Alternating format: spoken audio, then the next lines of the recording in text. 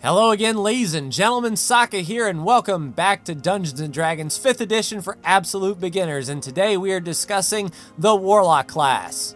Unlike the sorcerer who is just born with it, or a wizard who had to study for years to perfect their magic use, the Warlock makes deals with deities and other worldly patrons to grant them magical ability. If you like the idea of using magic to benefit an otherworldly being who is granting you all of their power with some nice bonuses to go with it, then the Warlock will be for you.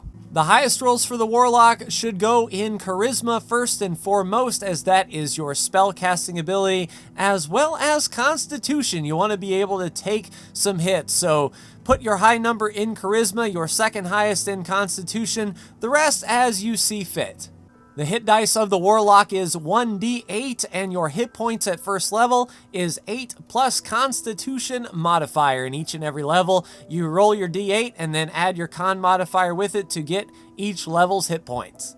Armor proficiency for a Warlock is your light armor. Things like the studded leather armor, the padded armor, or the regular leather armor. Notice how the dex modifier amplifies that AC. So a third highest roll, if you want to be nice and protected, put your third highest number into dexterity.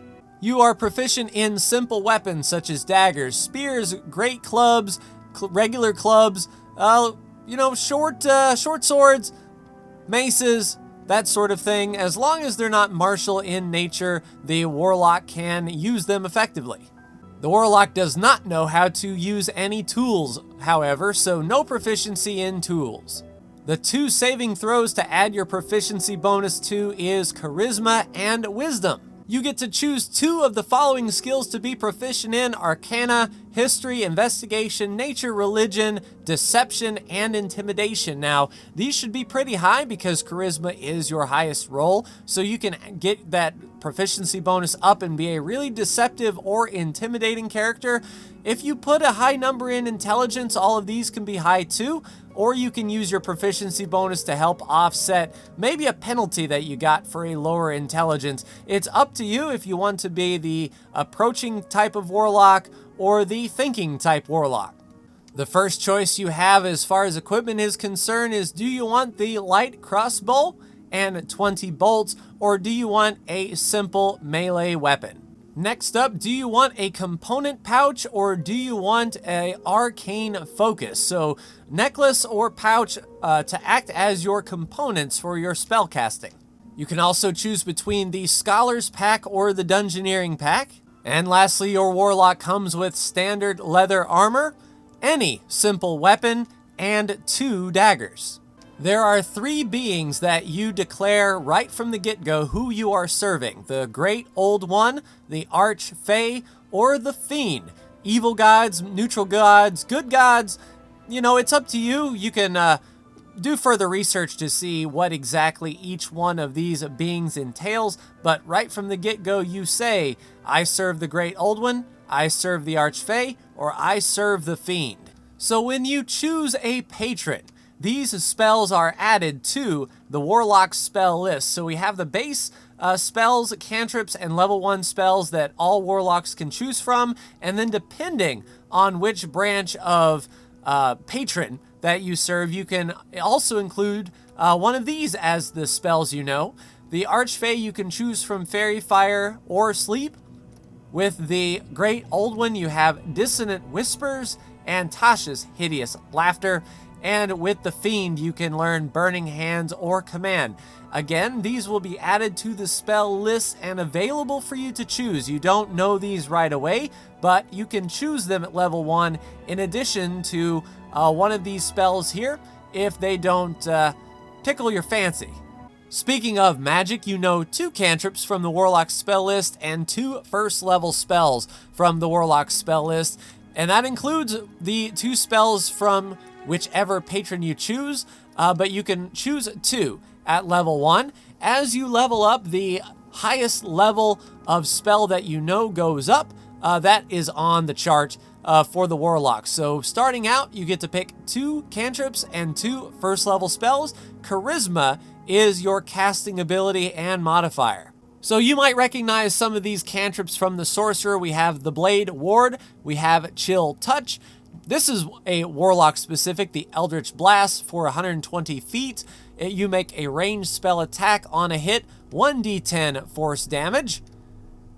Friends was a Sorcerer's spell, so was Mage Hand, so is Minor Illusion, so is Poison Spray, so is Prestidigitation, and so is True Strike. So the one true Warlock cantrip that most Warlocks actually pick is the Eldritch Blast, because being a cantrip, you can cast it as many times as you want, and a d10 is a pretty solid hit. From the 2 spells you can pick from the Warlock spell list, we have the Armor of Agathys. So you cast it on yourself. A Spectral Frost armor covers you. You gain 5 temporary hit points, and if you are hit with a melee attack while you have those 5 temporary hit points, the creature takes cold damage. When you cast it at 2nd level or higher, both the temporary hit points and the cold damage increase by 5 for each slot above the first. At level 3, you unlock the 2nd level spell. So Armor of Agathys essentially gives you 10 temporary hit points at level 3, all the way up until your next spell slot. We have the Arms of Hadar. Dark Hunger Tendrils of Energy erupt. It is on yourself in a 10-foot radius around you. All creatures must make a Strength saving throw, and on a fail, they take 2d6 necrotic damage, and it cannot react, so you don't have to worry about running away and getting opportunity attacked on. But on a successful save, the creature takes half damage and has their reactions. Charm Person was a sorcerer, so was Comprehend Languages and Expeditious Retreat. Hellish Rebuke is a Warlock specific, or if you are a Tiefling, you are familiar with the Hellish Rebuke. It is a reaction in being damaged by a creature within 60 feet that you can see. It makes a dexterity saving throw, 2d10 damage on a fail, half as much on success. This is also a Warlock specialty, the Hex. You place a curse on a creature within 90 feet. Until the spell ends, you deal extra 1d6 necrotic damage to the target whenever you hit it with an attack, and you choose one ability. The target has disadvantage on those ability checks. If the target drops to 0 hit points before the spell ends, you use the bonus action to create a new curse. Remove Cursed ends the spell early. Illusory Script is a Warlock, and we saw this with the Bard, but you imbue a writing material with an illusion. The writing appears to be normal and conveys whatever meaning you intend to who wrote it. To all others, it appears as if it was written in magical language. Protection from evil and good. We saw this with the Cleric and Paladin. Protected against certain creatures, aberrations, celestials, elementals, fae, fiends, and the undead. We have the Unseen Servant. Creates the invisible, mindless, shapeless force that performs simple tasks at your command. It has an AC of 10, 1 hit point, a strength of 2, and cannot attack. And we also have the Witch Bolt that the Sorcerer used as well. A lot of bleed over from these spells, but the Warlock specific ones to keep in mind for sure. Eldritch Blast. We have Hex. If you're not a Tiefling, Hellish Rebuke. All very good damage dealers. So what really sets the Warlock apart is their patron, whether it be the Fiend, the Great Old One, or the Archfey. As you progress down your levels and you make your patron happy, they are going to give you some pretty unique stuff that only the Warlock can use. So if you are a spellcaster who likes to serve a higher purpose and would like to deal a Hex or an Eldritch Blast or something of that nature, choose the Warlock. And ladies and gentlemen, we are down to one class and one class left, the Wizard. Another big spellcaster who knows their magic through study and their spell book. A lot of spells at their disposal, but they have to write them down and study them. So a different sort of form of magic.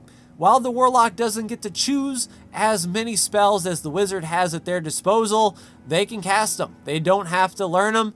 They just fill up their slots and off they go.